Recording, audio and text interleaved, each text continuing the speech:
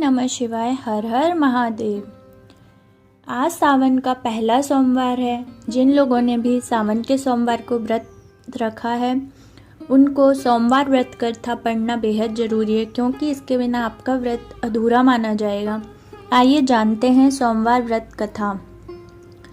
एक बार किसी नगर में एक साहूकार था। उसके घर में धन की कोई कमी नहीं थी, लेकिन कोई संतान न होने के कारण वह बहुत दुखी था। संतान प्राप्ति के लिए वह हर सोमवार को व्रत रखता था और पूरी श्रद्धा के साथ शिव मंदिर जाकर भगवान शिव और माता पार्वती जी की पूजा करता था। उसकी भक्ति को देखकर एक दिन माँ पार्वती प्रसन्न होकर भगवान शिव से साहूकार की मनोकामना पूर्ण करने का निवेदन किया।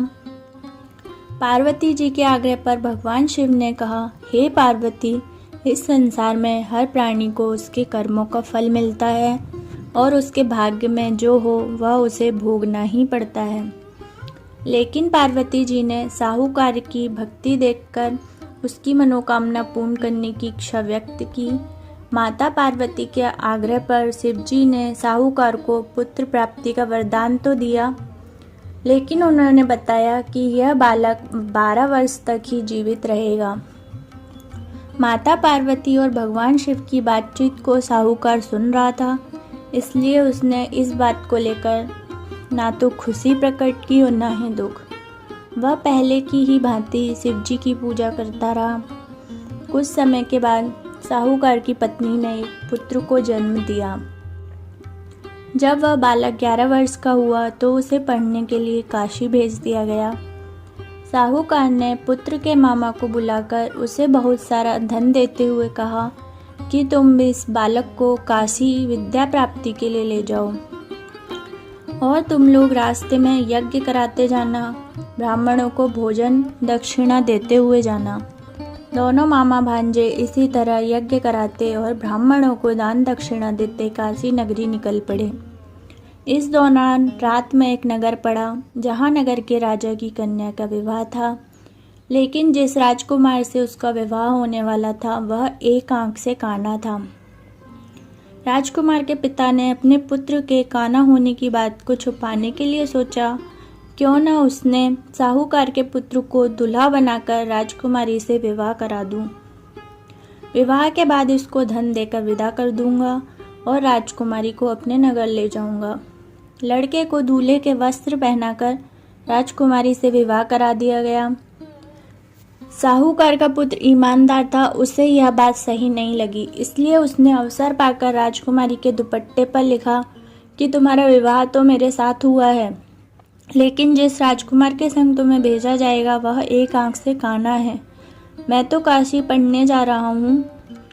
जब राजकुमारी ने चुन्नी पर लिखी बातें पढ़ी तो उसने अपने माता पिता को यह बात बताई। राजा ने अपनी पुत्री को विदा नहीं किया। फिर बारात वापस चली गई। दूसरी ओर साहूकार का लड़का और उसका मामा काशी पहुंचे और वहां जाकर उन्होंने यज्ञ किया। जिस दिन लड़का 12 साल का हुआ उस दिन भी यज्ञ का आयोजन था। लड़के ने अपने मामा से कहा कि मेरी तबीयत कुछ ठीक नहीं है। मामा ने कहा कि तुम अंदर जाकर आराम कर लो। शिव जी के वरदान अनुसार कुछ ही देर में उस बालक के प्राण निकल गए। मृत भांजे को देख उसके मामा ने विलाप करना शुरू किया। संयोगवश उसी समय शिव जी और माता पार्वती उधर से जा रहे थे।